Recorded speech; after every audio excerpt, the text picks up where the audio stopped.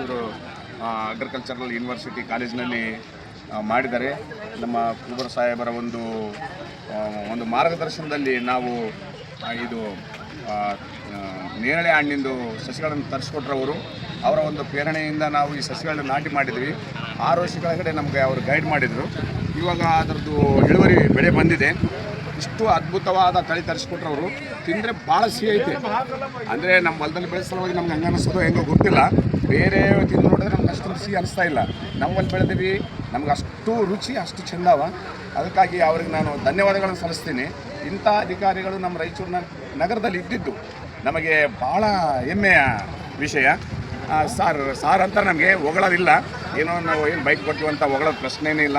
ಇಂಥ ಅಧಿಕಾರಿಗಳು ಇದ್ದರೆ ನಮ್ಮ ಸುತ್ತಮುತ್ತಲ ಭಾಗದಲ್ಲೂ ನಾವು ಒಳ್ಳೆ ಸಸಿಗಳಿಗೆ ತರಿಸ್ಕೊಡ್ತಾರೆ. 10-20 ಸಲ ವಿಸಿಟು ಮಾಡ್ತಾರೆ. ಹಾಗಾಗಿ ನಾವು ಅವ್ರನ್ನ ಮೆಚ್ಚುಗೆ ವ್ಯಕ್ತಪಡಿಸ್ತೀವಿ. ಆದರೆ ಅವ್ರು ಬ್ಯಾಡ್ ಅಂತಾರೆ. ಅವ್ರದ್ದು ಇದು ವಿಚಾರ ಅದು. ಆದರೆ ನಮ್ಮ ಭಾಳ ತೃಪ್ತಿ ಇದೆ ಇಂಥ ಅಧಿಕಾರಿಗಳು ಇದಕ್ಕೋಸ್ಕರ. ಇಂಥ ಸಸಿ ತಂದು ಕೊಟ್ಟಿದ್ದಾರೆ, ನಾವು ಪುಣ್ಯವಂತರು. ಹಾಗಾಗಿ ನಮ್ಮ ರಾಯಚೂರು ಸುತ್ತಮುತ್ತಲಿನ ರೈತರು ಇಂಥ ಅಧಿಕಾರಿಗಳ ಸೇವೆಯನ್ನು ಉಪಯೋಗ ಮಾಡಿಕೊಳ್ಬೇಕು ನಾವು. ಯಾಕಂದರೆ ಮತ್ತೆ ಇಂಥ ಅಧಿಕಾರಿಗಳು ಬರೋದು ಕಷ್ಟ. ಹಾಗಾಗಿ ನಮ್ಮ ರಾಯಚೂರು ಜಿಲ್ಲೆಯ ಎಲ್ಲ ರೈತ ಬಾಂಧವರಲ್ಲಿ ನನ್ನ ವಿನಂತಿ, ಇಂಥವ್ರನ್ನ ನಮ್ಮ ಅಗ್ರಿಕಲ್ಚರಲ್ ಯೂನಿವರ್ಸಿಟಿಗೆ ಭೇಟಿ ಕೊಡ್ರಿ. ಈ ಸಂಗಮ ಸ್ವಸಹಾಯ ಸಂಘದಿಂದ ನಾವು ಬಂದಿದ್ದೀವಿ ಮಹಾನಗರ ಪಾಲಿಕೆಯಲ್ಲಿ ಉಪ್ಪು ಮಾಡಿ. ಆಮೇಲೆ ಸ್ವಂತ ನಾವು ರೈತರು ಕೂಡ ನಾವು ಮಾಡ್ತಿರೋದು ನ್ಯಾಚುರಲ್ ಫುಡ್ಗಳು, ಇಲ್ಲ ಯಾವುದು ಕೆಮಿಕಲ್ಸ್ ಇಲ್ಲ, ಆಮೇಲೆ ಕಲಬೆರಕೆಗಳು ಇಲ್ಲ ಯಾವುದು. ಹಾಗಾಗಿ ನಮ್ಗೆ ರೆಸ್ಪಾನ್ಸ್ ಚೆನ್ನಾಗಿ ಬರ್ತಾ ಇದೆ ಎಲ್ಲ ಕಡೆಯಿಂದನೂ. ಖಾರದ ಪುಡಿ ಕೂಡ ಯೂನಿವರ್ಸಿಟಿಗೆ ಟೆಸ್ಟ್ ಆಗಿದೆ. ಉಪ್ಪಿನಕಾಯಿಗಳೂ ಯೂನಿವರ್ಸಿಟಿಗೆ ಟೆಸ್ಟ್ ಆಗಿದೆ.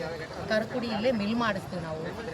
ಪ್ಯೂರ್ ಖಾರದ ಪುಡಿ, ಅರಿಶಿನ ಪುಡಿ, ಧನಿಯಾ ಪೌಡ್ರು, ಆಮೇಲೆ ಚಟ್ನಿ ಪುಡಿಗಳದಾವ, ಉಪ್ಪಿನಕಾಯಿಗಳದಾವ, ಎಲ್ಲನೂ ಪ್ಯೂರ್ ಅಂತ ನಾನು ಧೈರ್ಯವಾಗಿ ಹೇಳ್ತೀನಿ.